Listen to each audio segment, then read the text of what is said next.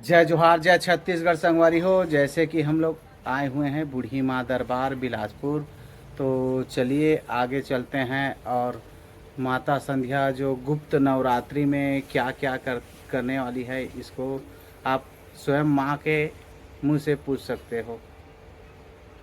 तो जय माता दी माँ। जय माता दी। तो हम स्वयं माँ से सवाल करते हैं, तो चलिए पूछते हैं माँ से। माँ, जय माता दी। हाँ बेटा, जय माता दी, कि ये बताइए। गुप्त नवरात्रि का पावन पर्व चालू हो चुका है, तो हाँ, इसमें क्या क्या सिद्धि और साधना करते हो आप? हमारी ऐसी है, चारों नवरात्रि की पूजा विधि होती है। दो उजागर नवरात्रि होती है जिसमें मैं आसन लेती हूँ, जोत कलश कोक में रख के साधनाएँ करती हूँ। और जो गुप्त नवरात्रि होती है उसे मुझे बाहर में बड़े बड़े देवालय जाने पड़ते हैं, सिद्धि क्षेत्र जाने पड़ते हैं, जहाँ पर मैं साधना पूर्ति करती हूँ। भक्तों के कल्याणकारी के लिए विधि सिद्धि सब के लिए मैं तांत्रिकी विद्या करती हूँ, जिससे मुझे माँ आशीष देती है और जग कल्याण के राह में काम आते हैं।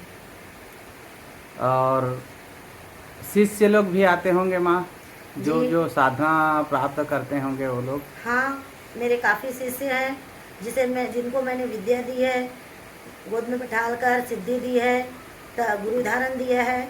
उनके अनुसार से जो बच्चे मेरे पास आते हैं, गुरु धारण किए हुए बच्चे लोग जो तंत्र मंत्र से जो लेना चाहें, जो सिद्धि पाठ पीढ़वा वाले हैं, जो किलित आसन वाले हैं, उनकी अलग अलग साधनाएं होती है, अलग अलग क्षेत्र अनुसार पूजा होती है।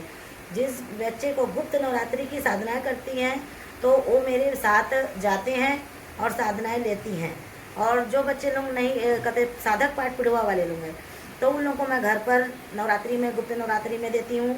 उजागर नवरात्रि में तो मैं आसन लेती हूँ, तो उसमें मैं पाठ विद्या नहीं देती, क्योंकि भक्तों लोगों के अनुसार शिष्य लोगों के लिए समय कम होता है, क्योंकि उन लोगों को ज़्यादा देखना पड़ता है, श्रद्धालु लोगों पर ध्यान ज़्यादा देना पड़ता है, क्योंकि माँ ने इसी क्षेत्र में बैठाला है कि भक्तों का कल्याण हो। माँ की गद्दी चौकी अनुसार भक्तों का अनुसार से जो भी भेंट आता है, स्त्री फल से हो या फूल से हो या कुछ भी ना हो, हाथ जोड़कर हो, उससे माँ खुश होती है और उनकी मनोकामना पूर्ण करती हैं। और बात इस चीज़ की है कि जैसे कि मैंने जिस गुरु धारण के अनुसार बच्चों लोगों को दिया है, और नवरात्रि पर्व जो आता है तो उसमें मैं साधनाएं ज़्यादा करती हूँ। और जो गुप्त नवरात्रि में मैं बाहर ज़्यादा रहती हूँ, जैसे कि अभी मैं कामाख्या जाने वाली हूँ, तो उसके लिए मैं बताना चाह रही हूँ कि मेरी जो और शिष्य लोग गुरु धारण करने वाले हैं और किए हुए हैं, वो मेरे साथ जाने वाले हैं। उनकी विद्या सिद्धि मैं वहीं उनकी पूर्ति करने वाली हूँ, तो वहीं उनको पाठ विद्या देने वाली हूँ, उनके नाम से परिंदा वारने वाली हूँ। जी। जो कामाख्या जाने वाली हूँ, कामाख्या शक्तिपीठ है, जहाँ सातों ऊर्जा जागृत हो जाते हैं। जो विधि उनके मस्तिष्क से लेकर योनि तक जागृत होने वाली रहती है। हमारा अंग एक निष्ठान है, जिसमें सारी देवी देवता का वाहन होता है, उनका आशीष होता है, उनका आशीर्वाद होता है। ये इंसान कहते हैं एक माटी का चोला है, माटी का चोला मैला होता है, लेकिन यही मैले चोले में भगवान वास करते हैं। इसी चोले में भगवान ने जब बनाया ना, तो अपना अपना आशीष दिया है, तभी हम उठकर खड़े हुए हैं, तभी एक माटी का चोला इंसान बना है। हम में अमृत आई है, हमने आत्माएं आए हैं। ये है बेटा। और बताओ। और आज कहाँ का यात्रा करने वाले हो माँ? आज मैं बैमन नगोई जा रही हूँ। मैंने कटरा वैष्णो देवी से दर्शन करके आ गई हूँ, जम्मू कश्मीर से। तो अब मेरी यात्रा बैमन नगोई है, तो बैमन नगोई के मैं वैष्णो देवी माँ के वहाँ के दर्शन करने वाली हूँ, और वहाँ की महामाया माँ के दर्शन करने वाली हूँ। और जी। कल भक्तों के यहाँ आगमन है मेरा, तो मैं लाल खदान मतलब की जाने वाली हूँ। वहाँ भक्तों का सम्मानित है, तो वहाँ मैं जाऊँगी। परसों जाऊँगी शनिवार को शमशान वासिनी माँ की कढ़ाई पूजी करने, यज्ञ पूजा करने। गुप्त नवरात्रि का यज्ञ सेवन पूजा होगा, तो मुझे वहाँ जाना होगा शनिवार को।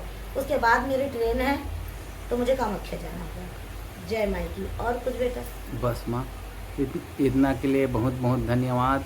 और बूढ़ी मैया दरबार में हम आए हुए हैं, जो माता संध्या से बातचीत चर्चा किए, और हमें अच्छा लगा माँ से मिलके। और आप भी आओ और यहाँ माँ से जो भी मन का जो भी बात है उसे पूछ सकते हो। तो मैं कुछ और बोलना चाहती हूँ। मैं अपने बच्चों से, भक्तगण से, सभी साधक बच्चों से, मन की इच्छा संपूर्ण जब होती नहीं ना बेटा, तो उनकी मनोकामना भी पूर्ण नहीं होती।